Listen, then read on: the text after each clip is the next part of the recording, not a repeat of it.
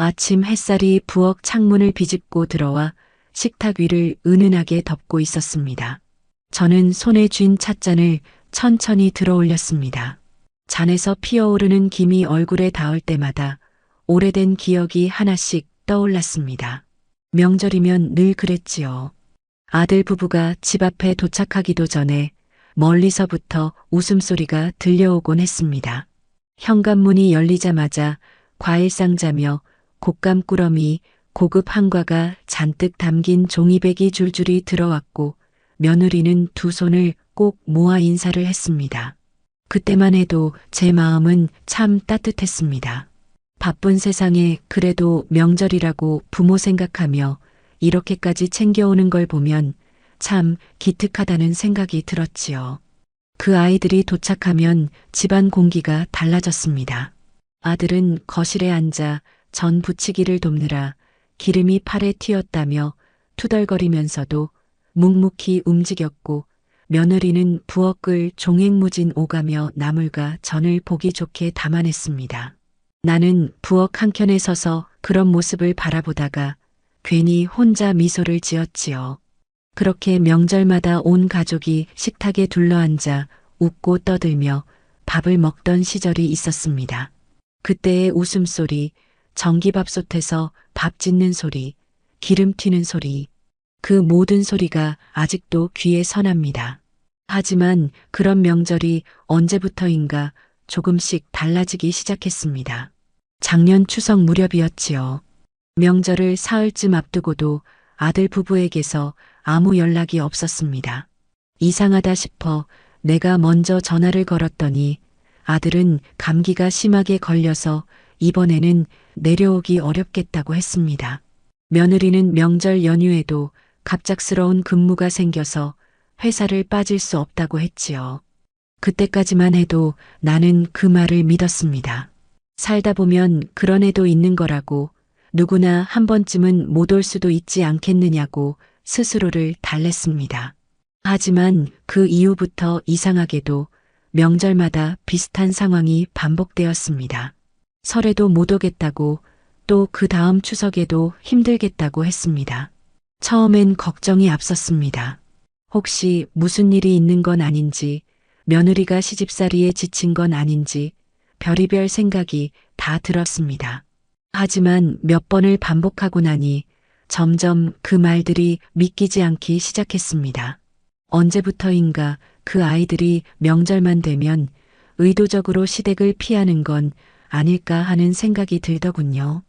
올해도 추석이 다가오자 나는 아예 연락을 하지 않기로 마음먹었습니다. 괜히 먼저 연락해서 또 이런저런 핑계만 듣게 될까봐 겁이 났습니다. 마음 한편에서는 이번에도 오지 않을 거라는 걸 이미 알고 있었던 것 같습니다. 추석 당일 아침 부엌 창가에 앉아 차를 마시고 있는데 휴대폰에 메시지 하나가 도착했습니다. 아들이 보낸 문자였습니다. 이번에도 못 갈 것 같아요. 딱 그 한 줄이었습니다. 예전엔 못 올 것 같다고 하면 전화를 걸어 미안하다고 했던 아이였는데 이젠 문자 한 줄로 모든 걸 대신한다는 게 어쩐지 낯설었습니다. 나는 그 문자를 한참 동안 바라보다가 결국 천천히 휴대폰을 내려놓았습니다. 그 순간 가슴속이 휑하게 비는 것 같았습니다. 그날 하루 종일 부엌에서 멍하니 앉아 있었습니다. 밥을 지을까 하다가도 도마 위에 손을 얹은 채 그대로 멈추고 전기밥솥의 버튼을 누를까 하다가도 손을 떼곤 했습니다. 집안은 고요했고 창밖에서는 이웃집 아이들이 뛰어노는 소리가 희미하게 들려왔습니다. 그 소리가 유난히 멀게 느껴졌습니다. 마음 한구석이 서서히 굳어갔습니다. 이렇게 계속 기다리기만 할 수는 없다는 생각이 들었습니다. 명절마다 못 온다며 나를 피하는 아이들, 이번에도 오지 않겠다는 문자 한 줄. 그게 전부라면 차라리 내가 직접 찾아가자고 마음을 먹었습니다. 아들 부부가 오지 못한다면 내가 그 집에 가서 명절 음식을 차려주자. 어머니가 아들 집을 한 번쯤 찾아가는 게 뭐가 나쁘냐는 생각도 들었습니다. 그렇게 마음을 정하니 몸이 바쁘게 움직이기 시작했습니다. 냉장고를 열어 남은 반찬을 확인하고 김치통을 꺼내 정갈이 담았고 며칠 전 만들어둔 약과와 송편도 작은 통에 포장했습니다. 부엌에 서서 하나하나 준비하며 괜히 혼잣말을 했습니다. 그래도 보면 좋아하겠지.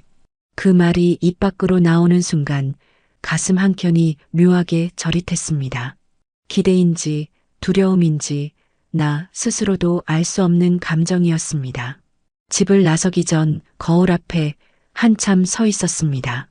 평소보다 조금 더 정돈된 옷차림을 하고 싶었습니다. 어쩐지 오늘은 나를 함부로 대하지 않았으면 하는 마음이 있었던 것 같습니다. 낡았지만 깔끔하게 다림질된 베이지색 코트를 꺼내어 걸치고 머리를 빗으로 천천히 빗어내렸습니다. 거울 속 제 얼굴은 생각보다 많이 늙어 있었습니다. 눈가의 잔주름이 무심하게 내려앉은 입꼬리가 한순간 마음을 서늘하게 만들었습니다. 현관문을 나서며 두세 번이나 문이 제대로 잠겼는지 확인했습니다. 버스를 갈아타고 다시 고속버스를 타러 터미널로 향했습니다. 가을 공기는 차가웠지만 그 바람 속에 묘한 단호함이 섞여 있었습니다. 터미널 대합실의 소음이 낯설게 들렸습니다. 사람들은 저마다 누군가를 만나러 가거나 누군가에게 돌아가는 길일 텐데 나는 아이들이 도망치듯 멀어진 그 길을 거슬러 올라가고 있었습니다. 차창 옆자리에 앉자 풍경이 빠르게 스쳐 지나갔습니다. 들녘엔 누렇게 익은 벼가 바람에 일렁였고 멀리 산등성이엔 옅은 안개가 걸려 있었습니다. 그 풍경 속에 예전의 명절들이 자꾸 겹쳐 보였습니다. 차례상에 정갈이 놓인 정과 나물, 아들이 들고 들어오던 과일 상자, 며느리가 환하게 웃던 얼굴. 그 기억들이 마치 오래전 꿈처럼 희미해져 가는 게 그제야 실감났습니다. 버스는 2시간 남짓 달려 아들 부부가 사는 도시로 들어섰습니다. 회색빛 아파트 단지들이 겹겹이 서 있었고 인도엔 낙엽이 바스락거리며 흩날렸습니다. 단지 입구를 지날 때쯤에는 괜히 가슴이 두근거렸습니다. 혹시 내가 불쑥 찾아온 걸 보고 아이들이 반갑게 웃어주지 않을까 그런 헛된 기대가 아직 남아 있었던 것 같습니다. 엘리베이터를 타고 아들 부부가 사는 층으로 올라갔습니다. 엘리베이터 안은 조용했고 천장등이 하얗게 반짝였습니다. 손에 든 비닐백이 갑자기 무겁게 느껴졌습니다. 심장이 천천히 뛰는 소리가 귀 안쪽에서 울리는 것 같았습니다. 현관 앞에 서서 초인종을 눌렀습니다. 1번, 2번, 3번. 하지만 안에서는 아무 소리도 들리지 않았습니다. 처음엔 아이들이 잠깐 외출했나 싶어 한참을 문 앞에 서 있었습니다. 엘리베이터가 오르내릴 때마다 혹시나 하고 고개를 돌려보았지만 낯선 사람들만 지나갔습니다. 시간이 지나도 인기척이 없자 점점 마음이 서늘해졌습니다. 현관문 아래로 스며나오는 빛도 없었고 집안은 죽은 듯이 고요했습니다. 그제야 손끝이 살짝 떨리기 시작했습니다. 그때 옆집 문이 열리며 중년의 여자가 쓰레기를 들고 나왔습니다. 나는 조심스럽게 말을 건넸습니다. 혹시 이 집 사람들 오늘 보신 적 있냐고. 여자는 잠시 생각하더니 고개를 끄덕였습니다.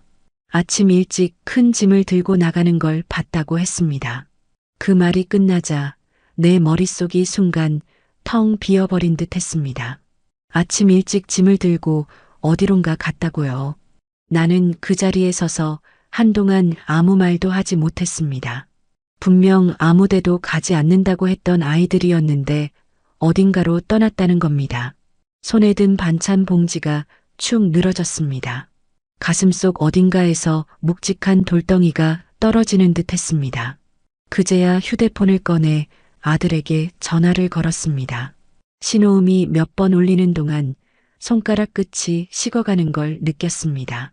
한참 만에 전화를 받은 아들의 목소리는 평소보다 낮고 어딘가 주저하고 있었습니다.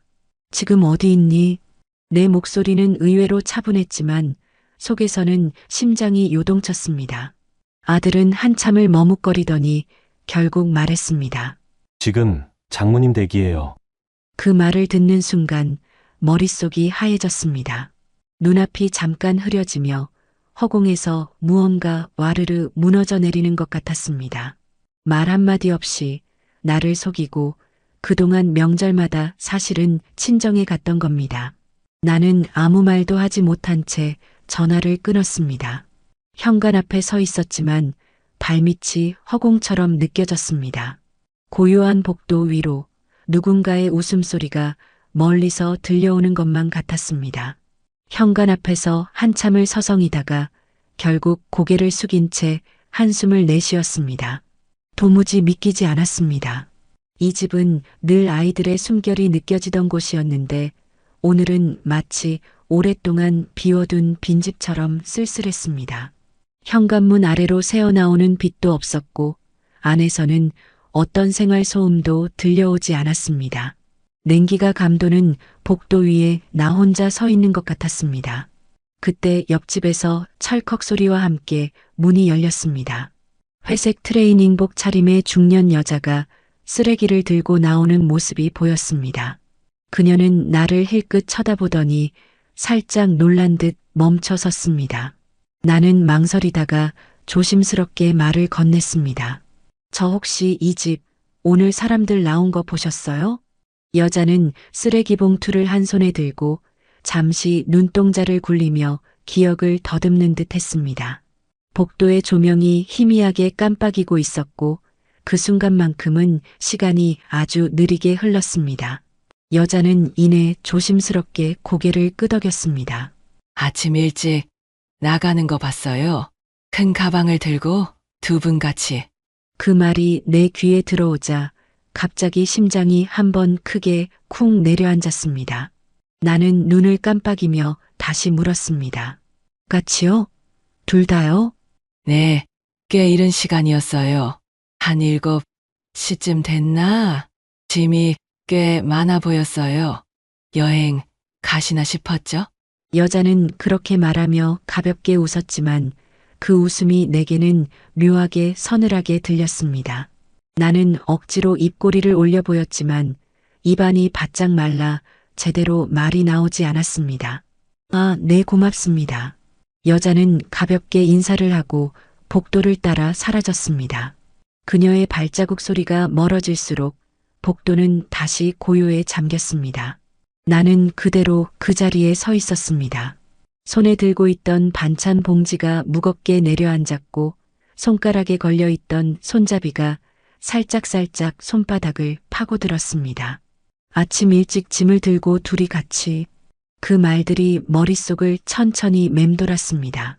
어딘가에 간다고 한 적도 없었는데 못 온다고만 했지 어디에 있는지는 끝내 말하지 않았는데 그런데 이웃의 말처럼 아침 일찍 함께 어딘가로 떠났다는 겁니다.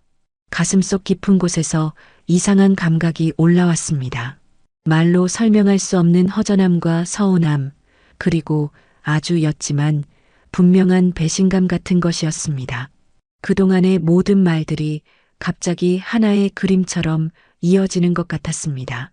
명절마다 못 온다고 했던 그 수많은 핑계들. 혹시 그때마다 나는 그 생각을 끝까지 이어가지 못했습니다. 머릿속이 서서히 하얘지며 한동안 아무 생각도 나지 않았습니다. 복도의 공기가 한순간 더 차가워진 듯 했습니다. 이웃 여자의 발자국 소리가 완전히 사라지고 나자 복도에는 다시 고요가 내려앉았습니다. 나는 그 자리에서 한참 동안 움직이지 못한 채 서 있었습니다. 손끝이 서서히 굳어가는 것 같았고 심장 박동이 아주 천천히 그러나 묵직하게 쿵쿵 울리고 있었습니다. 가슴 한구석이 싸늘하게 식어가는 느낌이 들었습니다. 아침 일찍 함께 짐을 들고 그 말들이 머릿속을 계속 맴돌았습니다. 분명히 이번 명절에도 못 온다고만 했지 어디에 간다는 말은 하지 않았는데 그런데 이렇게까지 철저히 말을 숨기고 떠난 걸 보면 정말 나를 피하려 한 건 아닐까? 그 생각이 스치자 갑자기 숨이 막히는 듯 했습니다.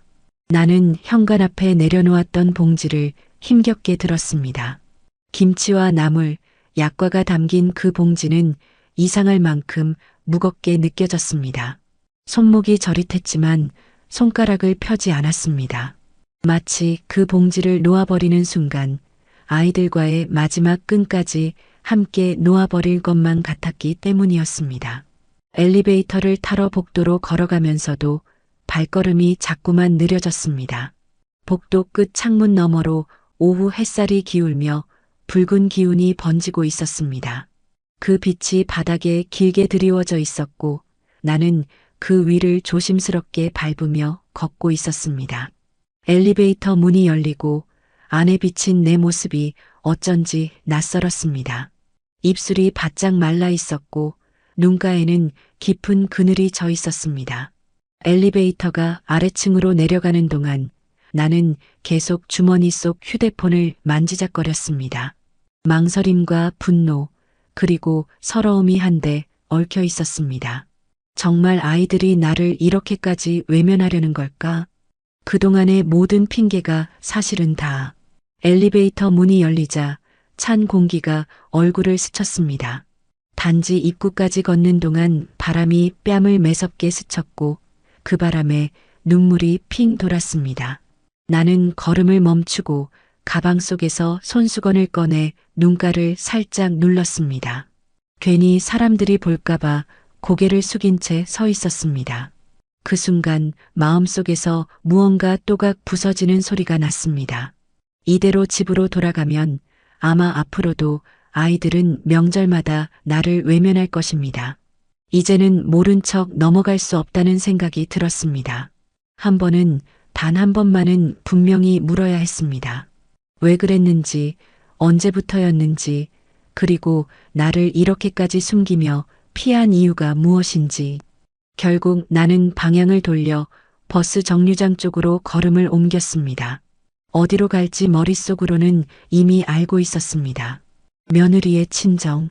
아들이 머뭇거리며 내뱉은 그 한마디가 계속 귓가에 남아 있었습니다. 단지 앞 도로를 건너며 신호등 앞에 섰습니다. 신호등의 빨간불이 깜빡이고 있었고 내 심장도 그 불빛에 맞춰 뛰는 것 같았습니다. 버스가 도착하자 나는 망설이지 않고 올라탔습니다. 창가 자리에 앉아 창밖의 풍경이 천천히 뒤로 흘러갔습니다. 가로수 가지가 바람에 흔들리고 아이들이 자전거를 타며 웃고 있었습니다. 그 평화로운 풍경이 마치 다른 세상의 것처럼 느껴졌습니다. 손에 쥔 반찬 봉지가 무릎 위에서 덜컹거리며 흔들렸습니다. 나는 그 봉지를 꼭 끌어안았습니다. 마치 그것만이 내가 아직 어머니라는 사실을 붙잡아주는 유일한 증거인 것처럼 느껴졌습니다. 버스가 터미널에 가까워질수록 마음속에서는 이상한 기운이 들끓었습니다. 두려움인지 분노인지 아니면 오래 눌러두었던 서러움인지 나조차 분간할 수 없었습니다. 그저 한 가지 생각만이 머릿속을 꽉 채우고 있었습니다. 직접 가서 봐야겠다. 지금 이 순간 그 아이들이 어디에 있는지, 왜 나를 속였는지, 내 눈으로, 내 귀로, 내 두 발로 확인해야겠다. 터미널 대합실에 들어서자 익숙한 소음이 한꺼번에 밀려들었습니다. 확성기에서 울려 퍼지는 출발 안내 방송, 여행 가방 바퀴가 바닥을 긁는 소리, 아이를 달래는 젊은 엄마의 낮은 목소리. 그 모든 소리가 마치 유리병 너머에서 들려오는 것처럼 멀게 느껴졌습니다. 나는 무의식적으로 가슴팍을 손으로 살짝 눌렀습니다. 심장이 천천히 그러나 묵직하게 내려앉는 것 같았습니다. 매표소 앞에 줄을 서며 주머니 속 지갑을 꺼냈습니다. 지갑을 여는 손끝이 살짝 떨렸습니다. 머릿속에서는 계속 그 말이 맴돌았습니다. 아침 일찍 짐을 들고 둘이 함께. 분명히 말하지 않았습니다.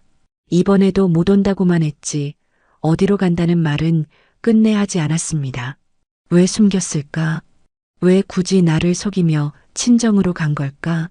줄이 천천히 앞으로 움직였습니다. 내 차례가 되었을 때 나는 마치 준비해둔 대사를 음조리듯 행선지를 말했다가 내 목소리가 낯설게 들려 스스로 놀랐습니다. 창구 직원은 아무렇지 않게 고개를 끄덕이며 표를 내주었습니다. 그 종이 한 장이 내 손에 들어오는 순간 이상하게도 마음이 조금 무너져 내리는 것 같았습니다. 표 한 장? 그 한 장이 지금의 우리 사이를 설명하는 전부 같았습니다. 출발 시간까지 한참이 남아 대합실 구석 벤치에 앉았습니다. 사람들의 발걸음 소리가 분주하게 스쳐갔고 나는 무릎 위에 봉지를 올려놓은 채 가만히 앉아 있었습니다. 봉지 안에 든 김치와 나물, 약과가 갑자기 너무 초라하게 느껴졌습니다. 이걸 가져간다고 아이들이 반가워할까? 아니, 내가 간다고 반가워해 줄까? 그 생각이 스치자 가슴 깊은 곳에서 뜨거운 것이 올라왔다가 이내 꾹 눌려 가라앉았습니다. 차량 출발 안내 방송이 울리자 나는 천천히 몸을 일으켰습니다. 승차장으로 향하는 발걸음이 무겁게 느껴졌습니다. 차에 올라 창가 자리로 걸어가 앉자 시트가 차갑게 등 뒤를 감쌌습니다. 창밖에서는 붉은 석양이 지고 있었고 터미널 외곽도로 위로 차들이 꼬리를 물고 이어져 있었습니다. 차가 서서히 움직이기 시작하자 도시의 불빛이 하나둘 켜졌습니다. 창에 비친 내 얼굴이 어둠 속에서 떠다니듯 흔들렸습니다. 입술은 바짝 말라 있었고 눈가에는 금방이라도 눈물이 떨어질 것 같은 그늘이 져 있었습니다. 나는 창가에 이마를 살짝 기댔습니다. 버스는 도시를 벗어나 국도를 따라 달렸습니다. 양옆으로 어둠이 내려앉은 논밭이 펼쳐졌고 가끔씩 가로등이 깜빡이며 스쳐 지나갔습니다. 규칙적으로 흔들리는 차체의 진동이 마치 마음속 깊은 곳까지 울려 퍼지는 것 같았습니다. 언제부터 이렇게 되었을까? 예전엔 명절이면 며느리가 먼저 전화에 내려가도 되겠냐고 묻던 아이였는데 아들은 며느리 옆에서 들뜬 목소리로 엄마가 좋아할 과일을 사왔다고 말하곤 했는데 그 모든 게 단지 예전 이야기가 되어버린 걸까? 나는 혼잣말을 하며 눈을 감았습니다. 감은 눈 뒤로 예전의 웃음소리들이 희미하게 번졌다가 이내 사라졌습니다. 심장이 서서히 뜨거워졌다가 곧 차갑게 식기를 반복했습니다. 서러움인지 분노인지 아니면 그 둘이 뒤섞인 건지 나조차 알 수 없었습니다. 다만 한 가지는 분명했습니다. 이번만큼은 꼭 내 눈으로 확인해야 한다는 것. 왜 나를 속였는지, 왜 시댁을 이렇게까지 피하려 했는지 직접 물어야 했습니다. 버스는 어둠이 내려앉은 시골길을 묵묵히 달렸습니다. 차창 너머로는 가로등이 드문드문 박혀 있었고 그 희미한 불빛 사이로 검은 논과 밭이 구불구불 이어졌습니다. 엔진의 낮은 진동이 몸을 따라 번져오며 심장 박동과 겹쳐졌습니다.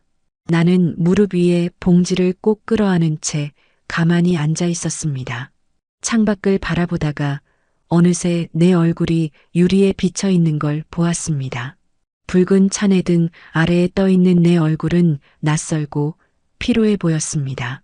입술은 바짝 말라 있었고 눈가에는 깊게 파인 그늘이 내려앉아 있었습니다. 내가 이렇게까지 마음을 다해 살아왔는데 그런 나를 아이들은 왜 피하는 걸까? 왜 한마디 설명조차 하지 않았던 걸까? 버스가 큰 길을 벗어나 좁은 시내도로로 접어들자 차창에 작고 밝은 상점 간판 불빛들이 하나둘 비쳤습니다. 낡은 슈퍼마켓, 오래된 미용실, 문 닫힌 학원 건물, 모든 풍경이 낯설었습니다. 나는 이곳에 단 한 번도 온 적이 없었습니다. 며느리의 친정이 어디쯤인지조차 사실 정확히 몰랐습니다. 결혼한 지 몇 해가 지났는데도 그 아이가 어디서 어떤 집에서 자랐는지에 대해선 거의 듣지 못했으니까요. 드디어 도착이 가까워졌습니다. 갑자기 손끝이 서늘해졌습니다. 봉지를 쥔 소나기에 저절로 힘이 들어갔습니다. 버스가 터미널에 도착하자 사람들은 일제히 자리에서 일어났습니다. 나는 가장 마지막까지 가만히 앉아 있다가 천천히 몸을 일으켰습니다. 통로를 따라 걸어 나오는 내 발걸음이 어쩐지 내 것이 아닌 것처럼 느껴졌습니다. 계단을 내려오며 땅에 발을 딛자 싸늘한 밤 공기가 얼굴을 감쌌습니다. 터미널 앞 광장은 한산했습니다. 가로등 불빛이 동그란 원을 바닥에 그리며 드문드문 서 있었고 멀리 자판기 불빛만이 희미하게 깜빡이고 있었습니다. 나는 가방에서 꺼낸 작은 종이 쪽지를 손에 꼭 쥐었습니다. 며느리가 예전에 한번 언뜻 말했던 친정집 주소를 내가 조심스럽게 적어두었던 쪽지였습니다. 그때는 이렇게 직접 찾아올 거라고는 상상조차 못했지요. 택시 승강장에 서서 잠시 멈춰 섰습니다. 숨을 깊게 들이마셨지만 가슴속 공기가 제대로 내려가지 않았습니다. 한 대 남아있던 택시의 문이 열렸습니다. 나는 무릎 위에 올려두었던 봉지를 들고 천천히 택시 안으로 몸을 밀어 넣었습니다. 여기 이 주소로 부탁드려요. 내 목소리는 아주 낮았고 조금 떨리고 있었습니다. 운전기사는 아무렇지 않게 고개를 끄덕이며 내비게이션을 켰습니다. 차가 움직이기 시작하자 창밖 풍경이 서서히 물러나며 어둠 속에 삼켜졌습니다. 택시는 좁은 골목으로 접어들었습니다. 양옆으로 낮은 주택들이 줄지어 있었고 작은 정원마다 국화와 맨드라미가 고개를 떨구고 있었습니다.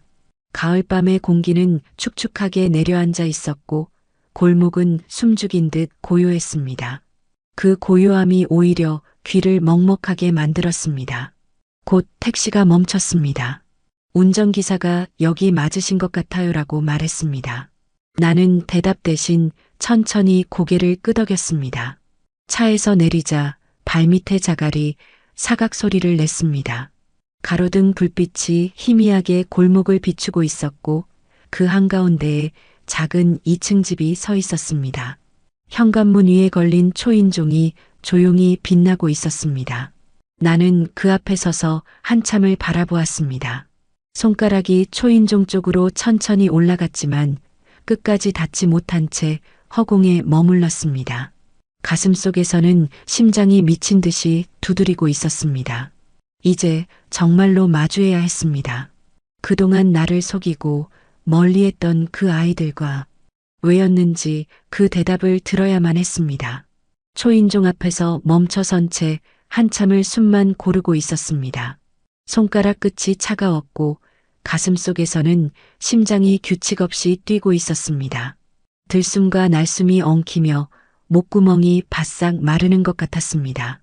나는 천천히 손가락을 들어 올렸습니다. 작은 버튼에 살며시 힘을 주자 초인종에서 맑은 소리가 울렸습니다. 골목의 고요한 밤 공기를 가르는 그 소리가 마치 내 심장 소리와 겹쳐 울리는 것 같았습니다. 집안에서는 잠시 아무 반응이 없었습니다. 나는 한 발자국 뒤로 물러서며 현관문을 뚫어져라 바라보았습니다. 작은 마당 한쪽에서 바람에 국화꽃잎이 흩날렸습니다. 그 정적이 너무 길게 이어져 순간 그냥 돌아설까 하는 생각까지 스쳤습니다. 그때 안쪽에서 발자국 소리가 뚜벅뚜벅 다가오는 게 들렸습니다. 조심스러운 그러나 분명한 걸음이었습니다. 현관문 안쪽에 불빛이 스르르 켜졌고 곧 찰칵 소리와 함께 문이 살짝 열렸습니다. 문틈 사이로 먼저 며느리의 얼굴이 보였습니다. 그녀는 순간 굳은 표정으로 나를 바라보다가 눈이 커다래졌습니다. 놀란 기색이 얼굴 전체에 번졌습니다. 이어 문 뒤에서 아들의 얼굴도 나타났습니다. 아들은 말없이 나를 보다가 입술이 살짝 떨리는 게 보였습니다. 나는 그 두 사람을 바라보며 아무 말도 하지 못했습니다. 숨이 목까지 차올라 말소리가 나오지 않았습니다. 며느리는 본능적으로 한 걸음 뒤로 물러났고 아들은 여전히 굳은 채 서 있었습니다. 시간이 멈춘 듯 골목에는 고요만이 가득했습니다. 현관문 앞에 전등 불빛이 내 그림자를 길게 드리웠습니다. 그 그림자가 두 사람 발밑까지 닿아 있었지만 우리는 서로에게 다가가지 못한 채 서 있었습니다. 나는 천천히 입술을 떼었습니다. 여기 있었구나. 내 목소리는 낮고 떨렸습니다. 그 말 한마디에 아들은 고개를 숙였고 며느리는 팔짱을 낀 채 시선을 피했습니다. 그 순간 내가 그동안 걸어온 길이 머릿속에 주마등처럼 스쳤습니다. 텅 빈 아들 집 현관, 이웃의 말, 싸늘했던 복도, 낯선 버스 안, 그리고 이곳까지의 어둡고 긴 골목길. 그 모든 것들이 한순간 가슴속으로 쏟아져 들어오며 숨이 막히듯 가슴이 조여왔습니다. 나는 그들을 바라보며 문턱 앞에 서 있었습니다. 그 아이들이 놀란 채 나를 바라보는 눈빛이 낯설면서도 어딘가 슬펐습니다. 현관 앞에서 한동안 누구도 움직이지 않았습니다. 아들은 고개를 살짝 숙인 채 굳어 있었고 며느리는 팔짱을 낀 채 나를 노려보다시피 바라보고 있었습니다. 그 시선 속에는 놀람과 경계, 그리고 설명할 수 없는 무언가가 섞여 있었습니다. 나는 손에 들고 있던 봉지를 더 꼭 움켜쥐었습니다. 손잡이가 손바닥에 파고들며 아릿한 통증을 남겼습니다. 들어가도 되겠니? 내 목소리는 낮고 건조했습니다. 숨을 깊게 들이마시지 않으면 금방이라도 떨려 나올 것 같았습니다. 아들은 대답하지 않았지만 살짝 몸을 비켜주었습니다. 그 사이로 나는 천천히 현관을 넘었습니다. 현관 안쪽에서 따뜻한 실내 공기가 밀려나왔습니다. 그 공기가 얼굴에 닿자 한순간 울컥 눈물이 솟을 것 같았습니다. 집안은 조용했습니다. 작은 거실 한쪽에 낮은 테이블이 있었고 그 위에는 과일 접시와 떡이 가지런히 놓여 있었습니다. 정갈하게 정리된 방 안 곳곳에서 낯선 기운이 풍겼습니다. 분명 가족의 집인데도 이상하게 남의 집에 들어온 것처럼 어색했습니다. 나는 조심스럽게 봉지를 테이블 위에 올려놓았습니다. 비닐이 바스락거리는 소리가 유난히 크게 울렸습니다. 아들은 문을 닫고 조심스럽게 다가왔고 며느리는 여전히 팔짱을 푼 채 서 있었습니다. 여기까지 올 줄은 몰랐어요. 며느리가 처음으로 입을 열었습니다. 목소리는 낮았지만 그 속에는 또렷한 단단함이 묻어 있었습니다. 나는 그녀를 바라보며 한참 말이 나오지 않았습니다. 숨을 들이마셨다가 내쉬며 아주 천천히 입을 열었습니다. 너희가 여기 있는 줄 전혀 몰랐다. 내 말은 낮게 깔려 있었고 내 귀에도 낯설게 들렸습니다. 아들은 아무 말도 하지 않은 채 고개를 숙였습니다. 그 모습이 오히려 내 마음을 더 무겁게 짓눌렀습니다. 나는 시선을 천천히 며느리에게로 옮겼습니다. 왜 말하지 않았니? 그 한마디가 방 안에 가라앉았습니다. 잠깐의 정적, 작은 벽식의 초침 소리만 또박또박 울렸습니다. 며느리는 고개를 들었고 눈동자는 조금도 흔들리지 않았습니다. 그녀의 입술이 아주 천천히 움직였습니다. 시댁에 가기 싫었으니까요. 그 말이 방 안의 공기를 단숨에 바꾸어 놓았습니다. 나는 순간 숨이 막히는 것 같았습니다. 그동안의 모든 의심과 불안이 한순간 현실로 내려앉는 듯 했습니다. 내가 듣고 싶지 않았던 대답, 그러나 어쩌면 이미 알고 있었던 대답이었습니다. 아들은 여전히 고개를 숙인 채 굳어 있었고 며느리는 당당하게 나를 바라보고 있었습니다. 나는 한동안 말없이 그 두 사람을 바라보았습니다. 심장이 천천히 그러나 깊게 쿵쿵 울렸습니다. 방 안의 공기가 돌처럼 굳어 있었습니다. 작은 벽시계의 초침 소리만이 또박또박 울리며 정적을 파고들었습니다. 나는 며느리를 바라보며 서 있었지만 시선이 점점 흔들렸습니다. 귀 안에서 심장 박동 소리가 둔탁하게 울렸습니다. 며느리는 팔짱을 푼 채 천천히 숨을 내쉬었습니다. 그리고 아주 낮은 목소리로 말을 이었습니다. 시댁에 가면 늘 제가 뭘 잘못하고 있는 것 같았어요. 그 한마디에 나는 눈을 깜빡였습니다. 머릿속이 순간 비어버린 것 같았습니다. 며느리는 고개를 살짝 숙였다가 이내 다시 나를 똑바로 바라보았습니다. 어머니 앞에만 서면 계속 긴장했어요. 제가 말하는 것도 움직이는 것도 다 눈치 보게 됐고, 명절마다 집에 다녀오면 며칠씩 몸살이 나더라고요.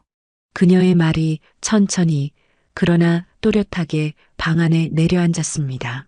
나는 아무 대답도 하지 못한 채 서 있었습니다. 손끝이 서서히 굳어가는 것 같았습니다. 그동안 내가 무심코 던졌던 말들과 표정들이 머릿속 어딘가에서 희미하게 깜빡였습니다. 하지만 그 기억들은 제대로 잡히지 않았습니다. 그저 멀리서 아른거릴 뿐이었습니다. 아들은 여전히 고개를 숙인 채 말없이 서 있었고 손가락을 꼭 쥐었다 폈다를 반복하고 있었습니다. 그 조그마한 움직임이 유난히 눈에 들어왔습니다. 나는 입술을 꾹 다물었습니다. 심장이 천천히 그러나 뜨겁게 달아오르고 있었습니다. 며느리는 말을 멈추지 않았습니다. 저도 처음에는 노력했어요. 어머니가 좋아하실 만한 음식도 배우고, 명절마다 더 열심히 준비하고, 그런데 아무리 해도 항상 부족하다는 눈빛으로 저를 보시는 것 같았어요. 그 말이 끝나자 방 안의 공기가 묘하게 떨렸습니다. 나는 그제야 아주 천천히 숨을 들이마셨습니다. 가슴 깊은 곳에서 서서히 뜨거운 것이 올라왔습니다. 그동안 꾹 눌러두었던 감정들이 한꺼번에 들썩이는 것 같았습니다. 억울함인지 서러움인지 아니면 배신감인지 나조차 구별할 수 없었습니다. 부족하다고 생각한 적 없다. 내 목소리는 낮고 갈라져 있었습니다. 그 한마디가 입술을 빠져나오는 순간 손끝이 미세하게 떨렸습니다. 하지만 며느리는 내 말을 듣고도 눈 하나 깜빡이지 않았습니다. 그 눈빛은 여전히 단단했고 그 단단함이 오히려 내 마음을 더 깊숙이 찔렀습니다. 심장이 점점 빠르게 뛰기 시작했습니다. 머릿속이 서서히 뜨겁게 달아올랐습니다. 나는 그 두 사람을 바라보며 천천히 입술을 깨물었습니다. 말하지 않으면 안 될 것 같았습니다. 이 침묵이 더 길어지면 다시는 돌이킬 수 없을 것 같았습니다. 입술을 깨문 채 한참을 버티고 있었지만 가슴속 무언가가 서서히 부풀어 오르고 있었습니다. 숨을 들이마실 때마다 가슴이 조여들었고 심장이 점점 빠르게 두드렸습니다. 그동안 참아왔던 말들이 목구멍까지 차올라 금방이라도 터져 나올 것 같았습니다. 나는 아주 천천히 며느리를 바라보았습니다. 그녀의 얼굴에는 미묘한 단단함이 깔려 있었고 눈동자는 조금도 흔들리지 않았습니다. 그 단단함이 오히려 내 마음을 더 깊숙이 찔렀습니다. 수십 년 동안 며느리라는 이름으로, 아내라는 이름으로, 어머니라는 이름으로 버텨왔던 지난 세월들이 한순간 허무하게 무너져 내리는 것 같았습니다. 나는 너를 괴롭힌 적이 없다. 내 목소리는 낮고 갈라져 있었지만 그 안에는 뜨겁게 끓는 무언가가 실려 있었습니다. 말을 내뱉자마자 손끝이 떨리기 시작했습니다. 며느리는 눈을 깜빡이지도 않았습니다. 아들은 고개를 숙인 채 굳어 있었고 손가락 마디가 하얗게 질릴 만큼 꼭 쥐어져 있었습니다. 나는 숨을 한번 깊게 들이마셨다가 이내 터져나오듯 말을 이어갔습니다. 명절마다 너희 올까봐 며칠 전부터 반찬 만들고 전 부칠 때마다 기름에 팔 데이면서도 웃었다. 너희 좋아할까봐 지쳐도 내색 안 했다. 그런데 그런 나를 두고 내가 그렇게까지 싫었다고? 마지막 말끝이 떨렸습니다. 가슴 깊숙한 곳에서 서러움이 북받쳐 올라와 목소리가 갈라졌습니다. 눈가가 뜨거워지며 시야가 살짝 흐려졌습니다. 한마디만 했어도 됐다. 못 오겠다고 힘들다고 솔직하게 말만 했어도. 내 말은 점점 낮아졌지만 방 안에 묵직하게 울려 퍼졌습니다. 아들은 여전히 침묵했고 며느리는 그제야 팔짱을 풀었습니다. 그녀의 손끝이 아주 조금 떨리고 있었습니다. 그 떨림이 잠깐 보였다가 곧 사라졌습니다. 하지만 나는 이미 눈앞이 뜨겁게 달아올라 그 미세한 떨림조차 똑바로 바라볼 수 없었습니다. 그동안 나 혼자만 가족이라고 생각했나 보다. 그 한마디가 터져나오는 순간 그동안 꾹꾹 눌러왔던 감정들이 한꺼번에 무너져 내리는 것 같았습니다. 말을 끝내고 나니 입안이 바싹 말라 있었고 두 뺨이 뜨겁게 달아올랐습니다. 방 안은 다시 정적에 잠겼습니다. 하지만 그 정적은 전과는 달랐습니다. 이제는 차갑게 가라앉은 침묵이 아니라 금방이라도 무너질 듯 위태롭게 떨리는 침묵이었습니다. 정적은 한동안 계속되었습니다. 벽시계의 초침이 한 칸씩 움직일 때마다 방 안의 공기가 더 팽팽해지는 것 같았습니다. 나는 여전히 가슴이 뜨겁게 달아오른 채 며느리를 바라보고 있었습니다. 숨을 내쉴 때마다 목구멍이 바짝 말라 찢어질 듯 했지만 시선을 거두지 않았습니다. 며느리는 한동안 아무 말도 하지 않았습니다. 그러다 아주 천천히 숨을 들이마셨습니다. 어깨가 미세하게 올라갔다 내려갔고 그 움직임 뒤로 조심스럽지만 단단한 목소리가 흘러나왔습니다. 어머니는 늘 저를 가족으로 대해주셨다고 생각하시겠지만 저는 단 한 번도 가족이라고 느껴본 적이 없었어요. 그 말이 공기 속으로 또렷하게 떨어졌습니다. 내 심장이 순간 멈춘 듯 쿡 하고 내려앉았습니다. 며느리는 나를 똑바로 바라보며 말을 이어갔습니다. 저는 항상 집안일을 도와도 당연하다는 말만 들었고 조금이라도 늦으면 요즘 젊은 것들은 왜 이리 성의가 없냐는 말부터 들었어요. 제가 뭘 해도 어머니 눈에는 늘 부족한 사람처럼 느껴졌어요. 그녀의 눈동자는 흔들리지 않았지만 그 안 어딘가 깊은 곳에 오래 쌓인 피로가 스며 있었습니다. 나는 한순간 말문이 막혔습니다. 무슨 말을 꺼내려다가 입술만 달싹거렸습니다. 며느리는 한 발짝 다가서며 말을 멈추지 않았습니다. 명절만 다녀오면 몸살이 났어요. 몸이 힘든 게 아니라 마음이 너무 지쳐서요. 차 안에서 울다가 집에 도착하곤 했어요. 아무도 제가 힘들어한다는 걸 몰랐겠죠. 그 말이 끝나자 방 안이 더욱 조용해졌습니다. 나는 그 순간 이상한 감각을 느꼈습니다. 분명 화가 나야 하는데 마음 한구석에서는 묘한 서늘함이 스며드는 것 같았습니다. 그녀의 목소리에 담긴 지친 기운이 나도 모르게 가슴 깊은 곳을 건드렸습니다. 하지만 동시에 서러움이 다시 치밀어 올랐습니다. 나는 손끝을 꼭 쥐며 낮은 목소리로 말했다. 그렇게 힘들었다면 한마디라도 했어야지. 말도 없이 이렇게 나를 속이고 명절마다 친정에 와 있었던 게 그게 옳다고 생각하니? 내 말이 끝나자 며느리의 눈동자가 반짝 빛났습니다. 그 안에는 울컥 치밀어 오르는 무언가가 서려 있었습니다.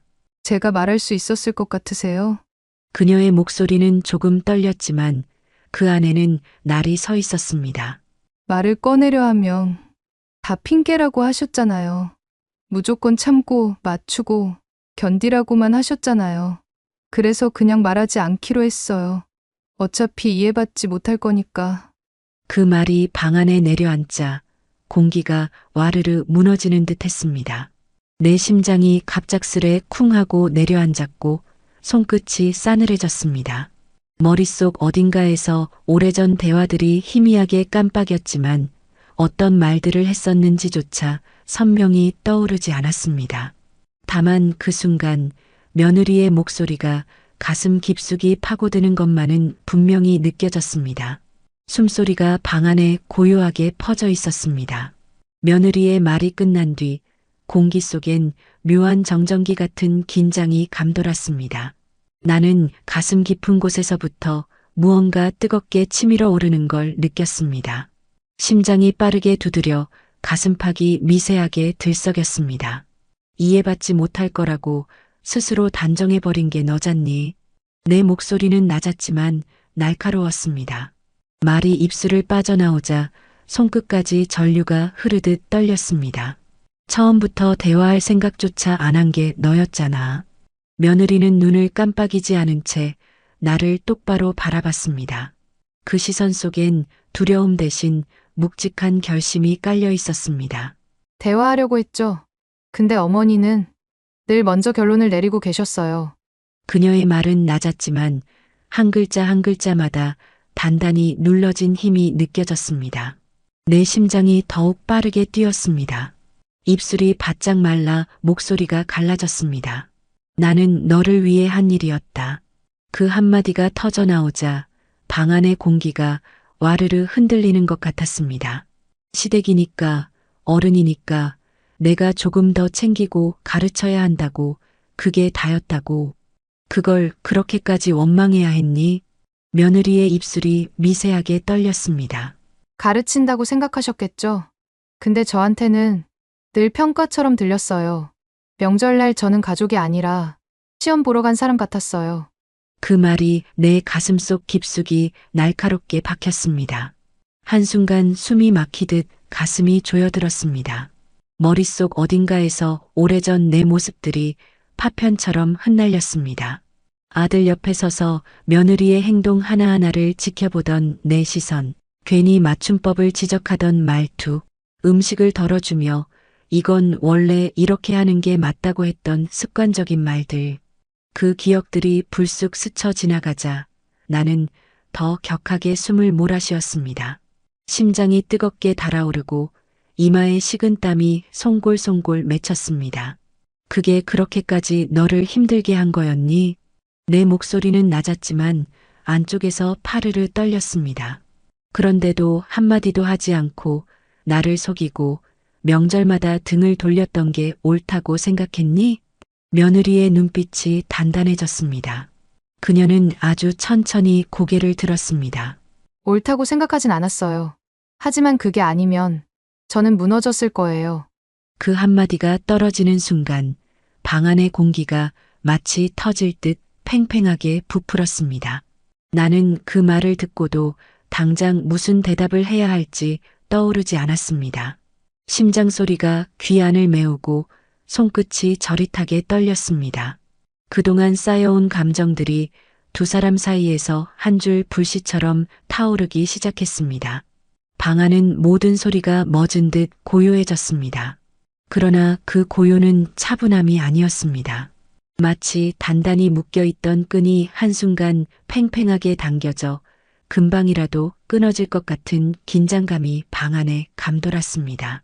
나는 눈을 깜빡이지 않은 채 며느리를 바라보았습니다. 심장이 빠르게 쿵쿵거려 가슴팍이 미세하게 들썩였습니다. 손끝까지 뜨거운 피가 몰려와 따끔거렸습니다. 한숨이라도 내쉬면 그 순간 모든 것이 터져버릴 것 같았습니다. 무너졌을 거라고. 내 목소리는 낮았지만 그 속에는 날카로운 파열음이 섞여 있었습니다. 나는 무너지지 않은 줄 아느냐. 그 한마디가 내뱉어지자마자 가슴속 깊은 곳에서 억눌러왔던 것들이 한꺼번에 들썩였습니다. 너희 챙기느라 내 몸 다 무너져도 괜찮다고 생각했다. 명절마다 하루 종일 서서 전 부치고 김치 담그고 상 차리고 치우고 다리가 퉁퉁 붓고 허리가 끊어질 듯 아파도 너희 웃는 얼굴 보면 됐다고 여겼다. 그런데 그게 전부 너를 짓누르고 있었다고? 목소리가 점점 높아졌습니다. 내 말들이 방 안의 공기를 가르며 날카롭게 퍼져나갔습니다. 며느리의 얼굴 근육이 살짝 굳었고 아들은 고개를 더 깊이 숙였습니다. 나는 너를 위해 한 줄 알았다. 너도 가족이라고, 내 식구라고, 내 자식처럼 대한다고 생각했다. 그런데 너는 그걸 견디기 힘든 짐이라고만 느꼈던 거니? 숨이 거칠어졌습니다. 한 번 말이 터져 나오자 그동안 묻어두었던 말들이 끝없이 쏟아지는 것 같았습니다. 목구멍이 뜨겁게 타올랐고 시야가 살짝 흔들렸습니다. 며느리의 눈빛이 서서히 날카로워졌습니다. 그녀는 잠시 숨을 들이마시며 입술을 굳게 다물더니 마침내 터져나오듯 말했다. 그게 짐이 아니었다고 생각하세요? 저는 늘 누군가의 기준에 맞춰져야 했어요. 숨도 마음대로 못 쉬겠는 공간이었어요. 어머니는 사랑이라고 했겠지만 저한테는 감옥이었어요. 그 말이 떨어지자 방 안의 공기가 와르르 무너져 내리는 것 같았습니다. 나는 한순간 숨을 들이마시지도 내쉬지도 못했습니다. 귀 안이 웅웅 울렸고 가슴 속에서는 심장이 폭발하듯 두드렸습니다. 내 목소리는 갈라졌고 떨렸습니다. 내가 너를 감옥에 가뒀다고 생각했니? 그 말이 내뱉어지는 순간 눈가가 뜨겁게 달아올랐습니다. 시야가 아득해지며 손끝이 떨렸습니다. 그동안의 모든 명절들, 그 모든 웃음과 수고가 한순간 허공으로 흩어지는 것 같았습니다. 감옥. 내 입에서 그 단어가 낮게 흘러나왔습니다. 말을 되뇌는 순간 가슴 안쪽에서 무언가 뜨겁게 터져 올라왔습니다. 심장이 쿵 하고 내려앉더니 곧 거칠게 박동하며 온몸으로 두드려댔습니다. 시야가 아득해지고 귓속에서 웅웅 울리는 소리가 맴돌았습니다. 나는 며느리를 똑바로 바라보았습니다. 그녀의 눈빛은 여전히 단단했고 한치도 물러서지 않았습니다. 그 시선이 나를 더 깊숙이 찔렀습니다. 한순간 내 모든 세월이 그 눈빛 아래 무너져 내리는 것 같았습니다. 내가 너를 감옥에 가뒀다고 생각했다면 내 목소리는 낮았지만 안쪽에서 파르르 떨렸습니다. 너는 애초에 우리 가족이 아니었던 거구나. 그 말이 입술을 빠져나오자 방 안의 공기가 싸늘하게 굳었습니다. 아들은 움찔하며 고개를 들여다 말았고 며느리는 눈을 깜빡이지 않은 채 그대로 서 있었습니다. 나는 숨을 거칠게 몰아쉬었습니다. 입안이 바짝 말라 혀끝이 입천장에 달라붙는 느낌이 들었습니다. 가족이라면 그렇게까지 숨기지 않았을 거야. 명절마다 핑계를 대고 나 몰래 친정에 와서 웃고 있었겠지. 나한텐 미안하단 말 한마디도 없이. 내 목소리는 점점 낮아지면서도 단단하게 굳어갔습니다. 손끝이 미세하게 떨렸고 두 뺨이 뜨겁게 달아올랐습니다. 이제 알겠다. 나는 더는 너를 며느리라고 생각하지 않겠다. 그 말이 떨어지는 순간 방 안의 공기가 완전히 멎은 듯 고요해졌습니다. 벽시계의 초침 소리가 또박또박 울리며 그 고요 위에 서서히 내려앉았습니다. 며느리는 순간 미세하게 눈썹을 찌푸렸지만 곧 다시 표정을 굳혔습니다. 아들은 역게 떨리는 숨을 내쉬며 눈을 질끈 감았습니다. 나는 테이블 위에 놓아둔 봉지를 천천히 집어들었습니다. 비닐이 바스락거리는 소리가 유난히 크게 울렸습니다. 손잡이가 손바닥에 파고들며 아릿한 통증이 전해졌습니다. 그 통증조차 마치 오래된 무게처럼 느껴졌습니다. 앞으로 우리 집에 오지 마라. 너희 둘 다. 그 한마디가 방 안의 공기를 날카롭게 갈랐습니다. 말을 내뱉은 뒤에도 한동안 아무 소리도 나지 않았습니다. 심장이 천천히 그러나 무겁게 쿵쿵 울렸습니다. 방 안의 공기가 돌처럼 굳어 있었습니다. 내 말이 끝난 뒤 아무도 움직이지 않았습니다. 벽시계 초침 소리만 또박또박 울리며 정적을 파고들었습니다. 심장이 여전히 천천히 그러나 묵직하게 쿵쿵거렸습니다. 나는 테이블 위에 올려놓았던 봉지를 꼭 움켜쥐었습니다. 비닐이 소나기에서 바스락거리며 구겨졌고 그 소리가 방 안에 가볍게 퍼져나갔습니다. 손잡이가 손바닥을 파고들며 둔한 통증을 남겼습니다. 그 작은 통증이 이상할 만큼 생생하게 느껴졌습니다. 시선이 천천히 바닥을 향했습니다. 내 발밑에 길게 드리워진 그림자가 떨리고 있었습니다. 그 그림자가 마치 낯선 사람의 것처럼 느껴졌습니다. 한순간 이 집에 들어섰던 순간부터의 모든 기억이 파편처럼 흩어졌습니다. 현관 초인종을 누르던 내 손가락의 떨림, 문을 열던 며느리의 굳은 표정, 그리고 지금 이 순간 차갑게 식은 공기 속에 나는 아주 천천히 몸을 돌렸습니다. 옷자락이 바닥을 스치는 소리가 낮게 울렸습니다. 아들은 그제야 고개를 들었고 눈동자가 잠시 흔들렸습니다. 입술이 달싹였지만 끝내 아무 말도 하지 못했습니다. 그 침묵이 오히려 나를 더 깊숙이 찔렀습니다. 며느리는 팔짱을 푼 채 여전히 굳어 있었습니다. 그녀의 시선은 한 점에 고정된 듯 움직이지 않았지만 그 안 어딘가에서 아주 미세하게 떨리는 그림자가 스쳤습니다. 그러나 나는 더 이상 그 떨림을 잃고 싶지 않았습니다. 한 걸음, 또 한 걸음, 현관 쪽으로 걸음을 옮겼습니다. 발자국 소리가 조용한 방 안에 또각또각 울렸습니다.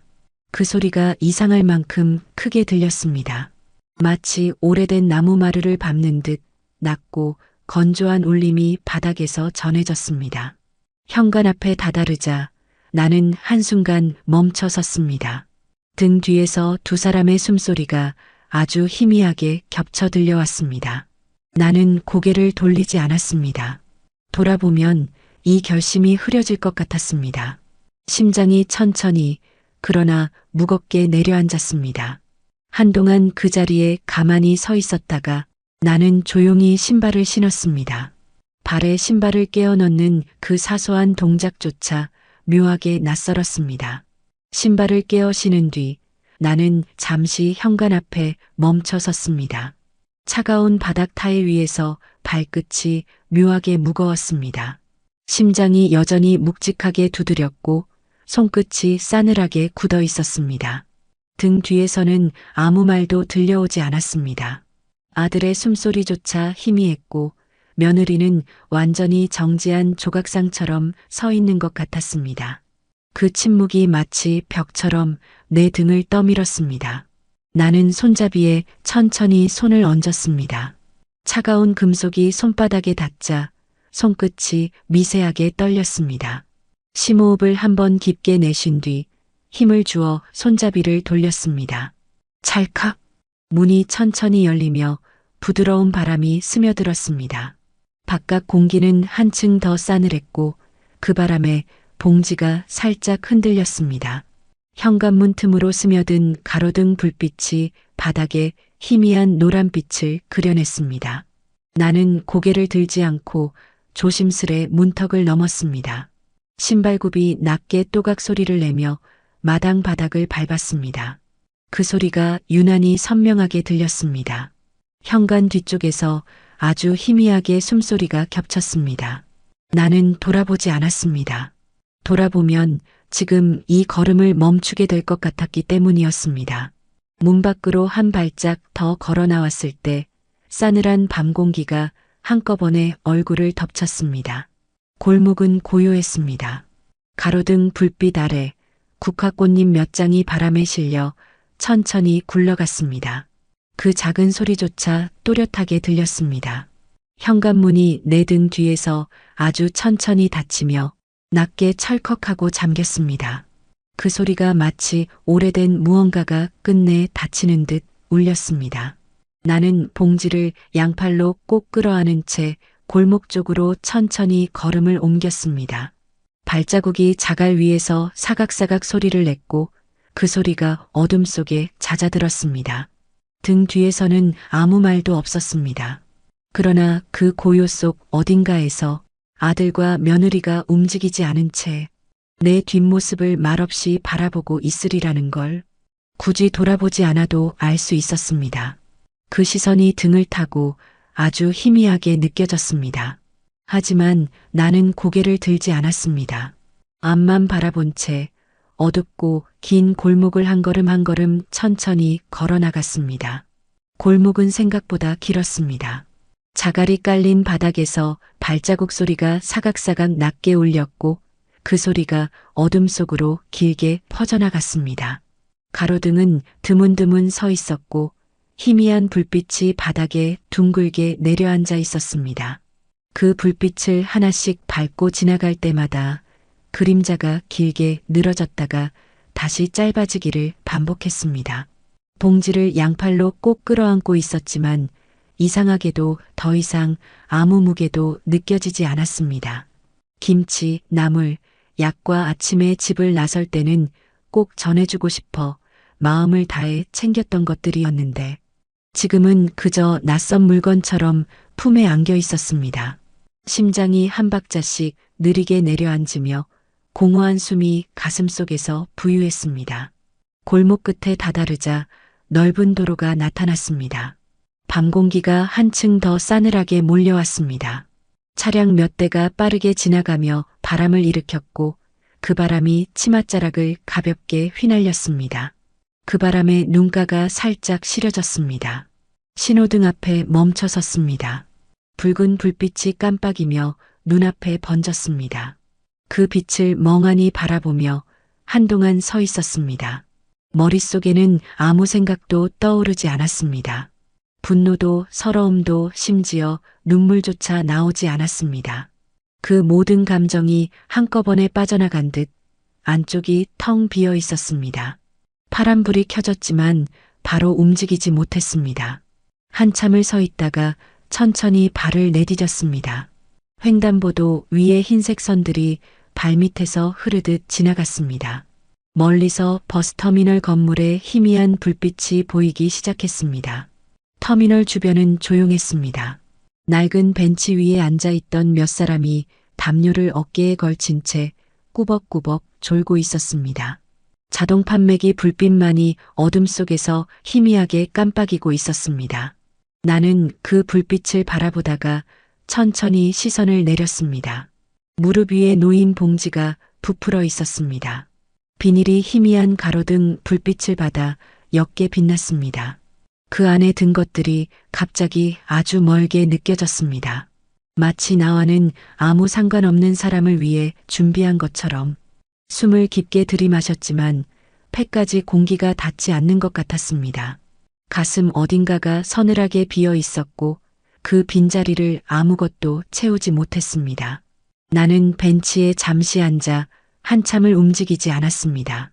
차량 진동이 멀리서 희미하게 전해졌지만 아무 소리도 뚜렷하게 들리지 않았습니다. 세상이 아주 멀리 떨어져 있는 것처럼 느껴졌습니다. 버스터미널 건물 유리문이 낮게 삐걱거리며 열렸습니다. 안으로 들어서자 형광등 불빛이 싸늘하게 쏟아졌습니다. 밤이 깊어 승객은 많지 않았습니다. 매표소 창구에는 졸음을 참는 듯한 직원이 느릿하게 고개를 들었고 나는 천천히 걸음을 옮겼습니다. 행선지가 적힌 안내판에 눈길을 주며 집으로 가는 막차 시간을 확인했습니다. 곧 출발이라고 적혀 있었습니다. 가슴 어딘가에서 묘한 안도감이 스쳤습니다. 이제 정말 이 자리를 떠날 수 있다는 사실만이 유일하게 남은 위안 같았습니다.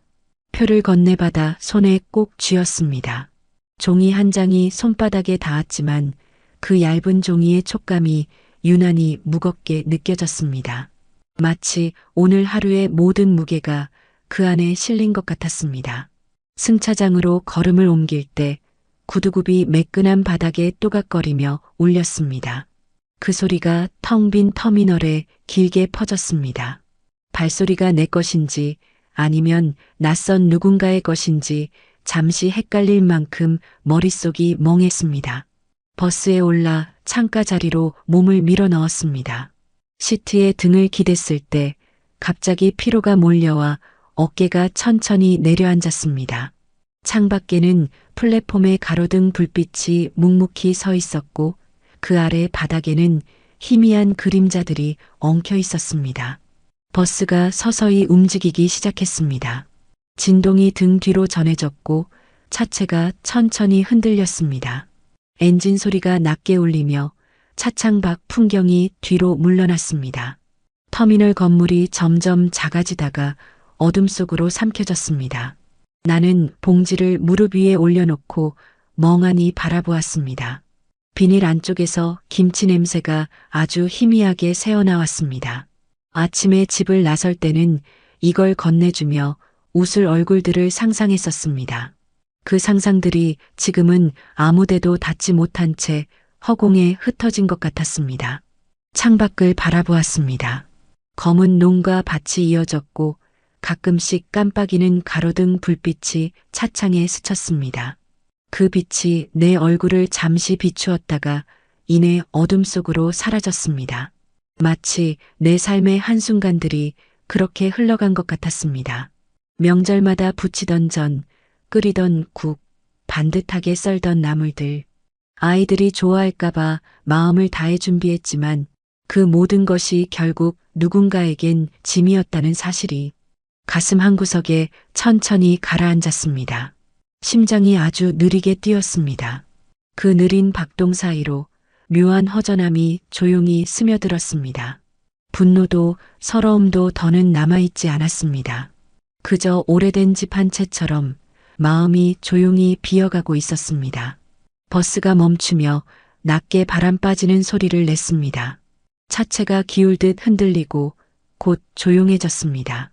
운전기사가 조심스레 도착했습니다라고 말했지만 한동안 몸을 움직이지 못했습니다. 허벅지 위에 올려둔 봉지만 멍하니 바라보고 있었습니다. 잠시 후 천천히 몸을 일으켰습니다. 다리가 뻣뻣하게 굳어 있었고 무릎이 툭 소리를 내며 펴졌습니다. 차에서 내려서자 싸늘한 밤 공기가 한꺼번에 밀려왔습니다. 옷깃을 여미며 터벅터벅 정류장을 벗어났습니다. 집으로 이어지는 골목길은 적막했습니다. 가로등이 드문드문 서 있었고 그 아래로 낙엽 몇 장이 굴러다녔습니다. 발밑에서 바삭거리는 소리가 낮게 울렸습니다. 그 소리가 골목의 고요 속으로 천천히 스며들었습니다. 현관 앞에 다다르자 오래된 대문 손잡이가 차갑게 식어 있었습니다. 열쇠를 돌릴 때 나는 쇳소리가 밤 공기 속에 맑게 퍼졌습니다.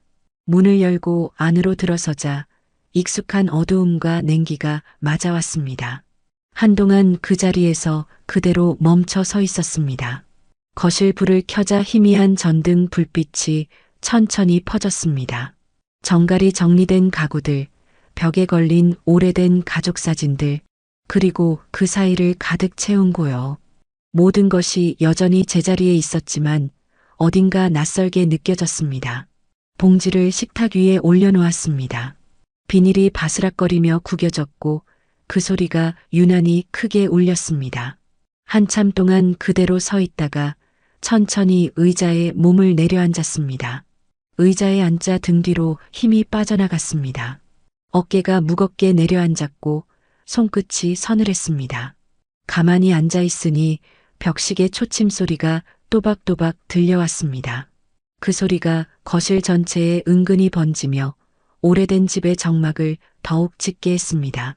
시선을 천천히 들어 가족 사진을 바라보았습니다. 사진 속에 웃는 얼굴들이 흐릿하게 보였습니다. 그 미소들이 이상할 만큼 멀게 느껴졌습니다. 마치 내가 아닌 누군가의 지난 날처럼 심장이 아주 천천히 그리고 무겁게 뛰었습니다. 숨을 들이마셔도 폐 깊숙이 닿지 않는 것 같았습니다. 몸은 집에 와 있었지만 마음은 여전히 그 어두운 골목 어귀에 머물러 있는 듯 했습니다. 그날 이후로 나는 더 이상 아들 부부에게 연락하지 않았습니다. 아들 역시 전화를 걸어오지 않았고 며느리도 아무 소식이 없었습니다. 처음엔 휴대폰이 울리지 않는 날들이 어색했습니다. 명절이 다가오면 저도 모르게 식탁 위를 한 번씩 바라보게 되었고 빈자리가 눈에 밟혀 가슴 한구석이 허전했습니다. 그러나 시간은 묵묵히 흘러갔습니다. 아쉬움과 미련도 계절의 바람에 실려 서서히 희미해졌습니다. 나는 더 이상 기다리지 않기로 했습니다. 기다림은 결국 나를 더 작게 만들 뿐이라는 걸 뒤늦게야 알게 되었으니까요. 명절이 다가오는 어느 해부터 남편과 단둘이 작은 상을 차리기 시작했습니다. 전처럼 기름 냄새가 집안을 가득 채우지도 않았고 대접받아야 한다는 부담도 없었습니다. 우리는 서로 먹고 싶은 것만 조금씩 만들었습니다. 단정하게 썬 나물, 작게 지진 전, 그리고 남편이 직접 끓인 맑은 소고기국. 식탁에 마주 앉아 숟가락을 들면 창밖으로 가을 햇살이 부드럽게 들어왔습니다. 바람에 흔들리는 커튼 사이로 햇빛이 반짝였고 그 빛 속에서 남편의 주름진 얼굴이 잔잔하게 웃었습니다. 그 미소를 보며 나도 모르게 따라 웃곤 했습니다. 명절 당일 우리는 함께 근처 공원까지 산책을 나가곤 했습니다. 은행잎이 노랗게 내려앉은 길을 천천히 걷다 보면 어느새 마음속의 빈자리가 조용히 채워지는 것 같았습니다. 그 길 위에서 나는 문득 생각했습니다. 꼭 많은 사람이 있어야 행복한 게 아니구나. 나를 있는 그대로 바라봐주는 단 한 사람이 곁에 있으면 그것만으로도 충분히 따뜻하구나 하고요. 이제는 명절이 두렵지 않습니다. 누구를 기다리지 않아도, 누구에게 맞추지 않아도 되는 시간. 남편과 나 둘뿐인 식탁 위에 올려진 따끈한 음식들, 조용히 스며드는 햇살, 그 속에 담긴 평화. 그 모든 것이 지금의 내 명절을 채우고 있습니다. 아들 부부와의 인연은 거기서 멈췄지만 나는 멈춘 자리에 머무르지 않았습니다. 오히려 그 자리에서 비로소 나답게 숨 쉴 수 있게 되었습니다. 이제는 누구도 원망하지 않습니다.